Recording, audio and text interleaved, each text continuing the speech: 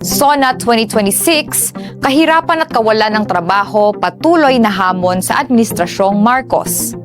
Isang taon matapos, ipangako ni Pangulong Ferdinand Marcos Jr. na palakasin ang laban kontra kahirapan at lumikha ng mas maraming trabaho. Nananatiling hamon ang mga ito sa bansa. Batay sa pinakahuling datos, 52% ng mga pamilyang Pilipino ang nagsasabing sila ay mahirap, habang halos 2.5 milyong Pilipino ang walang trabaho noong Mayo 2026.